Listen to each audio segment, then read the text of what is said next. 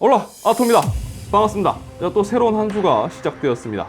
자, 이번 영상에서는 지난 주말을 뜨겁게 달궜던 인텔의 글로벌 파운드리 인수 관련 소식에 대해서 다뤄보려고 합니다. 이야기가 조금 길 텐데요. 우선 정말이지 기레기들 어떻게 해야 될까요? 일단 국내 언론사들은 일제히 인텔이 글로벌 파운드리를 인수 추진한다. 글로벌 파운드리가 결국 매물로 나왔다. 인텔의 글로벌 파운드리 인수로 인해서 삼성은 역대급 악재가 터졌다 등등 기사 헤드라인을 보면 그냥 인텔이 글로벌 파운드리 인수를 발표했고 이제 삼성은 뭐 잣됐다. 뭐 이런 식으로 결정 난 것처럼 보입니다. 하지만 이 소식을 가장 먼저 보도한 월스트리트 저널의 기사 내용을 본다면 정확히 말해서 카더랍니다. 그러니까 인텔이 글로벌 파운드리의 인수 거래 방법을 모색하고 있다라는 썰이 있다. 단 이에 대해서 글로벌 파운드리 측도 또 인텔 측에서도 공식적인 입장 발표는 없었다. 뭐 이런 내용입니다. 정작 외신들은 이와 관련해서 인수설이 있던데 인수할 가능성이 있을까? 혹은 또 인수했을 경우에는 어떤 식의 뭐 영향이 있을까? 한 발짝 거리를 두고서 보도하는 것과는 국내 언론사들의 이 보도 내용은 사뭇 온도가 좀 다릅니다. 자, 그리고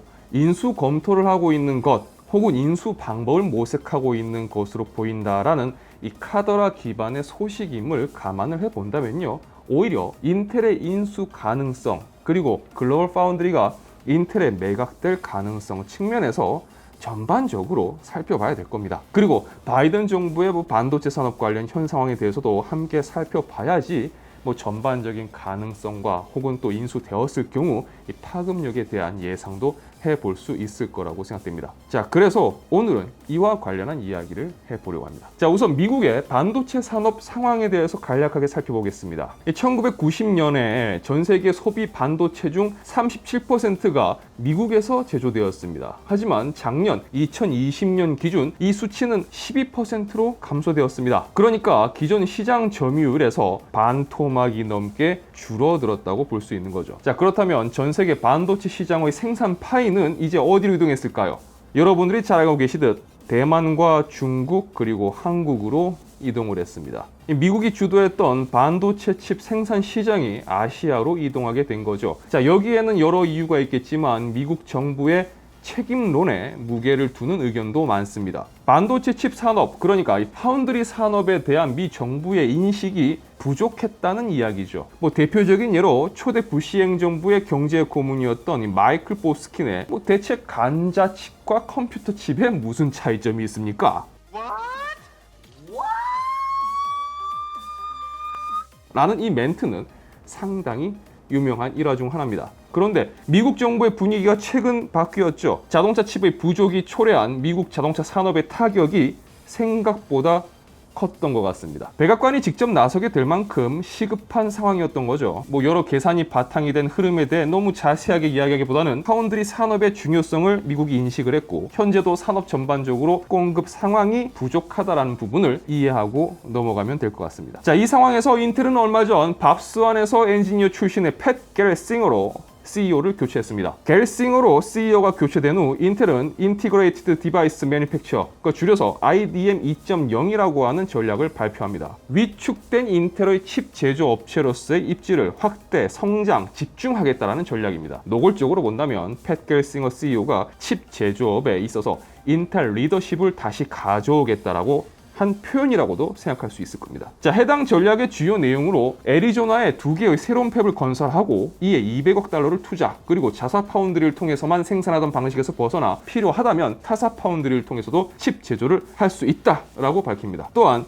TSMC나 삼성처럼 인텔도 이제 파운드리 서비스를 제공하겠다고 밝혔습니다. 자, 그리고 여기에 가장 최근 소식들을 더해서 또 살펴본다면 유럽의 200억 달러의 투자를 통한 2개의 팹 건설도 추진 중에 있습니다. 이를 위해 갤싱어 CEO가 최근 엠마뉴엘 마크론 프랑스 대통령과 마리오 드라기 이탈리아 총리를 만나는 등 활발한 움직임을 보이고 있습니다. 최근 인텔의 움직임을 보면요, 갤싱어 CEO 취임 이후 굉장히 공격적으로 파운드리 사업 부분을 확대해 나가는 것을 볼 수가 있습니다. 자, 그럼 이쯤에서 인텔이 글로벌 파운드리의 인수를 추진할 가능성에 대해서 살펴보겠습니다. 자, 현재 인텔의 움직임을 본다면 글로벌 파운드리 인수를 희망할 가능성은 굉장히 높아 보입니다. 특히 인텔이 추진하는 파운드리 서비스 사업을 위해서는 생산력을 어떻게든 좀 더 확보하는 게 무엇보다 중요하니까요. 자, 그러면 이제 글로벌 파운드리를 잠깐 살펴보겠습니다. 글로벌 파운드리의 전신은 AMD였습니다. 뭐 굳이 자세히 알 필요는 없지만 그래도 이왕 이야기하는 김에 간단히 정리를 해보겠습니다. 2008년 10월 AMD는 팹리스로 전환을 시도합니다. 그래서 자체적으로 가지고 있던 반도체 제조 사업을 더 파운드리 컴퍼니라는 회사로 분사시킨다고 발표합니다. 그리고 여기에 관심을 보인 게 무바달라 인베스트먼트 컴퍼니라고 하는 아랍에미레이트의 국영 투자 회사였습니다. 글로벌 파운드리라는 회사명은 2009년 3월에 발표가 되었고요. 그러니까 글로벌 파운드리의 실소유주는 아랍에미레이트의 무바달라 인베스트먼트 컴퍼니입니다. 일단 이걸 먼저 우린 체크를 해야 됩니다. 그런데 최근 팬데믹 상황과 맞물려서 전 세계적인 반도체 공급난이 발생하면서 어쨌든 파운드리 업체 입지가 상당히 많이 올라갔습니다. 자, 그리고 산업 전반의 칩 공급에 있어서 수요가 폭발하고 있는 상황이기 때문에 글로벌 파운드리 입장에서는 오랜만에 찾아온 따뜻한 봄날이라고 볼 수 있을 겁니다. 자, 그리고 이런 분위기와 더불어서 글로벌 파운드리의 실소유주인 무바달라 인베스트먼트 컴퍼니는 글로벌 파운드리의 IPO를 준비하고 있다는 소문이 돌기 시작합니다. 이 파운드리 기업의 봄날에 맞춘 IPO. 타이밍이 딱 좋죠. IPO의 가치는 대략 200억에서 300억 달러로 추산되고 있습니다. 자, 그런데 지난 6월 IBM이 미국 대법원에 글로벌 파운드리에 대한 고소장을 접수합니다. 간단하게 정리를 해보자면 이런 겁니다. 원래 IBM은 칩 생산을 글로벌 파운드리를 통해서 했습니다. 물론 지금은 삼성을 통해서 생산하고 있죠.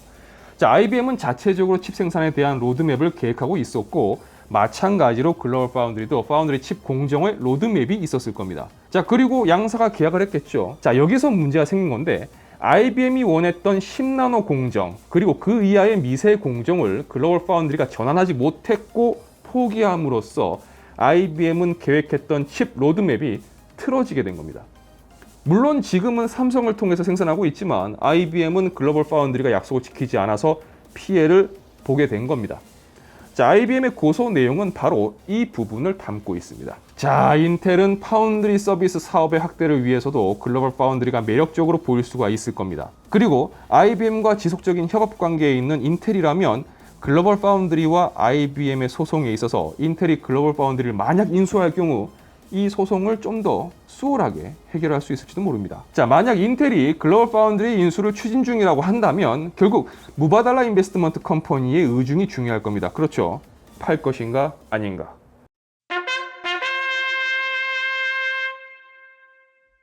Friend of me, enemy. All these niggas just wanna be a mini me. All these niggas just wanna be a mini me. All these niggas just wanna be a mini me. Friend of me, enemy. All these niggas just wanna be a mini me. All these niggas just wanna be a mini me. All these niggas just wanna be a mini me. Friend of me, enemy. All these niggas just wanna be a mini me. All these niggas just wanna be a mini me. All these niggas just wanna be a mini me. Friend of me, enemy. All these niggas just wanna be a mini me. All these niggas just wanna be a mini me. All these niggas. 자, 마지막으로 인텔의 글로벌 파운드리 인수 추진설이 나온 후 삼성의 악재라는 식의 기사들도 나오고 있는데요. 제가 조금 어이없어 하는 부분이 있는데 인텔은 아직까지도 7나노 전환에 어려움을 겪고 있고요. 글로벌 파운드리는 애초에 10나노부터 포기한 상황입니다. 그래서 팩트를 말씀드리자면 인텔은 14나노의 원조 사골집 장인이고 글로벌 파운드리는 12나노의 사골 장인입니다. 자, 만약 삼성이 시장의 어떤 전체적인 지배력과 그리고 어떤 나노 공정을 떠나서 생산력에 중점을 두고 있다면 모르겠지만 기술 중심적인 성장 방향을 택하고 있다면 지금처럼 7나노, 5나노 칩의 생산에 집중하고 또 그에 맞는 고객사 유치 경쟁에 중점을 두고 있을 겁니다. 그러니까 자꾸 TSMC랑 부딪히는 거겠죠. 자, 그렇다면 IBM이나 퀄컴 등의 고객사, 지금 삼성의 최신 공정을 사용하고 있는 고객사들이죠. 이 고객을 뺏길 우려는 없다고도 볼 수 있을 겁니다. 자, 여기서 핵심은 이거죠. 인텔이 글로벌 파운드리와 합친다고 한들 전환에 애를 먹고 있는 7나노나 5나노. 자, 여기서 핵심은 이겁니다.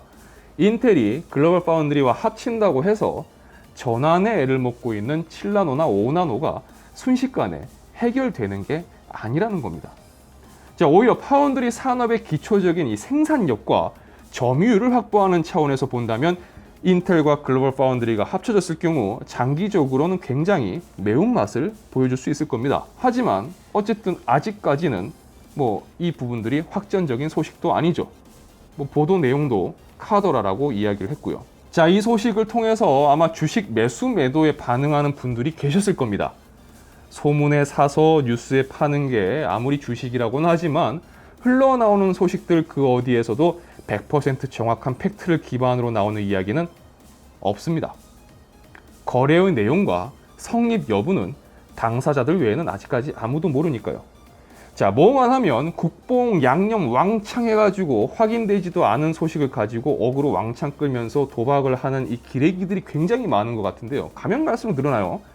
사실과 사실이 아닌 것을 가려서 보고요. 필터링된 데이터를 기반으로 여러분 각자 스스로 최종적으로 판단하시길 바랍니다.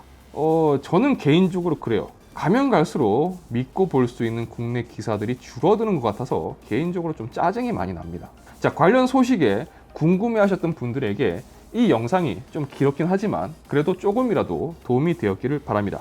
자, 채널 러비다토에서는 다양한 IT 관련 소식과 정보 팁 그리고 리뷰를 다루고 있습니다. 영상이 유익하시다면 좋아요와 구독 그리고 알람 설정 부탁드리겠습니다. 저는 다음 영상에서 다시 인사드리도록 하겠습니다. 시청해주셔서 진심으로 감사합니다. 지금까지 아토였습니다. 고맙습니다.